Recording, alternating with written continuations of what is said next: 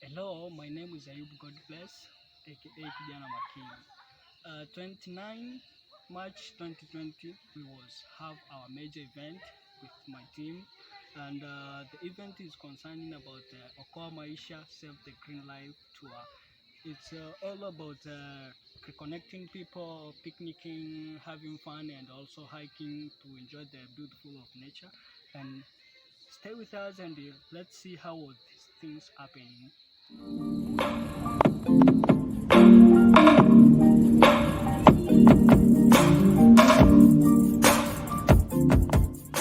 Mambo vipi? Jina langu naitwa Dennis Isanja. Niko nafanya kazi na kampuni ndogo ya utalii inayoitwa Maisha-Save Adventures.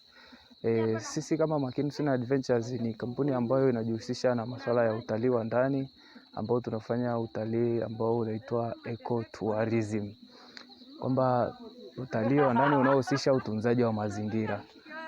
Tarehe 29 mwezi wa 3 tulifanya tour ambayo ilikuwa inahusisha masuala mazima ya kuokoa mazingira, ambao tour hiyo ilihusisha masuala ya kufanya usafi katika maeneo ya utalii. Pia siku hiyo tulifanikiwa kutembelea katika sehemu ya mto wetu Waterfalls ambayo ya mto Malala. Tukaokota uchafu pale, takataka zote, vyupa, ambavyo hivyo vyupa tulivitumia kama kufanya recycling ya kuja kuotesha miti, ambayo miti pia tutaitumia katika kutunza mazingira. Baadaye pia tulifanya vitu kama team building, ambao tulifanya reconnecting, gaming, tukapata lunch, and then tukatoka hapo tukaja katika eneo letu la kubembea, ambalo eneo letu la kubembea linao sehemu kama za kubembea, picnic, kukaa na watu tofauti, kubadilishana mawazo.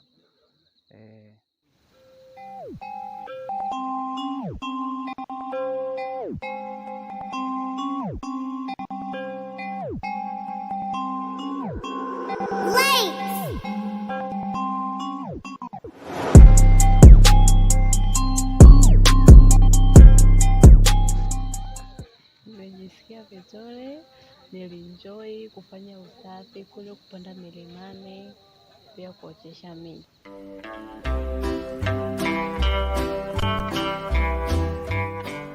Nilifurahi kuona kwamba tunafanya usafi katika mazingira yanayohusu jamii. Ni sasa na jamii, maana sehemu ya maji ni chanzo cha maji na watu wengine wengi sana wanatumia. Kwa hiyo ni vizuri pia tukipafanyia usafi ili kuboresha mazingira, na hata watalii wanapokuja waweze kupafurahia, wasipakute pachafu. Pia nilienjoy kubembea, na washauri wenzangu waje kubembea, kwa maana pia kuna changamoto, unapunguza mawazo. Pia kukaa upweke sio vizuri, bila kuchangamana na wengine ni poa.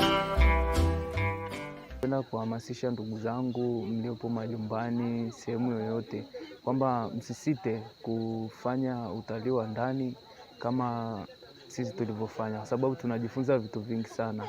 Kiuhalisia kama siku hiyo tulijifunza kama kutunza mazingira, utalii. Kuna sehemu ambazo ni sijawahi kama mimi mwenyewe kufika. Nilifika siku hiyo, niliona, nikajionea maajabu sana. Kwa hiyo nakuhamasisha wewe kama Mtanzania, usisite kuwa pamoja na sisi kampuni ya Maisha-Save Adventures, utaenjoy sana ukiwa pamoja.